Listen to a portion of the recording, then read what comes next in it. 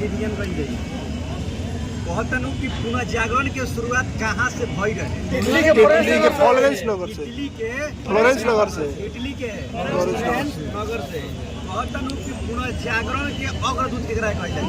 दाते रहन कोना कहल जाय? दाते एगो पुस्तक लिखले रहे।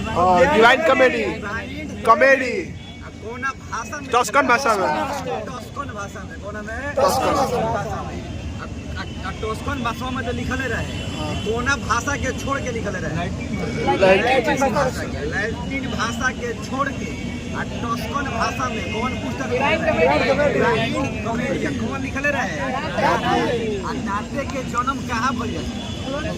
इटली के फ्लोरेंस शहर में। इटली के फ्लोरेंस शहर में। और तक जो डिवाइन कॉमेडी कर किताबिया रहे, किताबिया में क्या के चर्चा कइले रहे?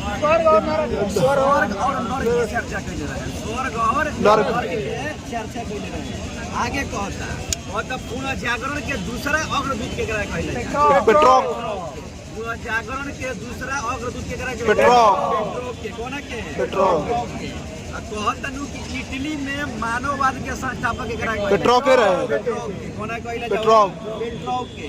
कहतनु कि इटालियन गद के जनक केकरा कहले? बुकेसियो के। इटालियन गद के जनक केकरा कहले? बुकेसियो के।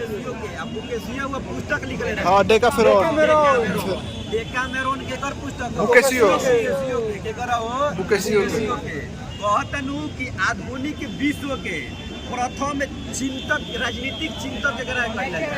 मैकियावेली। फैन से क्वेश्चन सुनियो। आधुनिक विश्व के प्रथम राजनीतिक चिंतक केकरा कहले जाय? मैकियावेली। केकरा के? मैकियावेली के पुस्तक के नाम का रहे हो? द प्रिंस। का नाम रहे? द प्रिंस। आ कहतनु कि पुनर्जागरण इटली में पुनर्जागरण भई रहे, तकरा में 3 गो आदमी के महत्वपूर्ण योगदान रहे। आ केकर रहे हो? विंची। एगो कौन रहे? Michael Angelo. आगे कहतनु कि लास्ट सफर के कर पुस्तक? Leonardo da Vinci. Leonardo da Vinci के लास्ट सफर के कर हो? Leonardo da Vinci. आ कोई मोनालिसा के कर? विंची के। लियोनार्डो दा विंची के। कहनु कि लास्ट जजमेंट के कर? माइकल एंजेलो के। लास्ट जजमेंट के कर?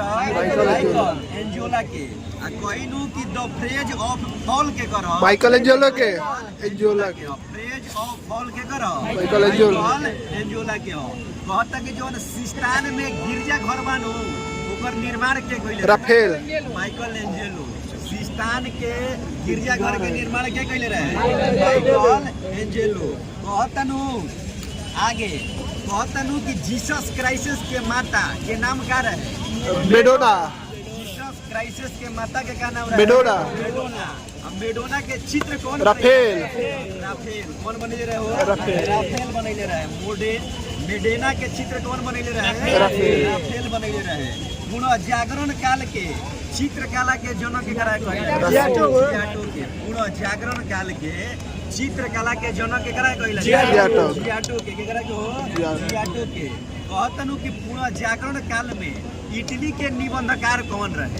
इटली के निबंधकार फ्रांसिस बेकन रहे। कौन रहे? Francis bacon. कहनु कि इटली में जो ना गरीब पुनर्जागरण चलत रहे, इटली में निबंधकार कौन रहे? फ्रांसिस बेकन रहे। Francis Bacon. कहतनु कि द पेज ऑफ फॉली के कर पुस्तक? इरास्मस के। द पेज ऑफ फॉली के कर? इरास्मस के। कोना के हो? इरास्मस के हो। आ कहतनु कि यूटोपिया के कर पुस्तक? Thomas PAN. कोना के हो? यूटोपिया के कर? थॉमस मूर के हो। कहतनु कि जर्मनी भाषा में बाइबल के अनुवाद कौन? Martin Luther king. जर्मनी भाषा में कोना के हो? बाइबल के अनुवाद कौन कइले रहे? Martin Luther king. रोमियो और जूलियट के कर पुस्तक? शेक्सपियर के। कोना के हो? शेक्सपियर। शेक्सपियर कहाँ के निवासी रहे? इंग्लैंड के रहे। कहाँ के रहे हो? इंग्लैंड के रहे। कहतनु आधुनिक प्रयोगात्मक विज्ञान के जन्म के करा कहले? रोजर बेकर। आधुनिक और युगात्मक विज्ञान के जनक के करा कहला जाला रोजर रोजर बेकन के कहतनु कि सौर मंडल जवन बानु पृथ्वी सौर मंडल के केंद्र में बा कि बतिया के खंडन के कहले रहे कोपरनिकस कौन कहले रहे हो कोपरनिकस।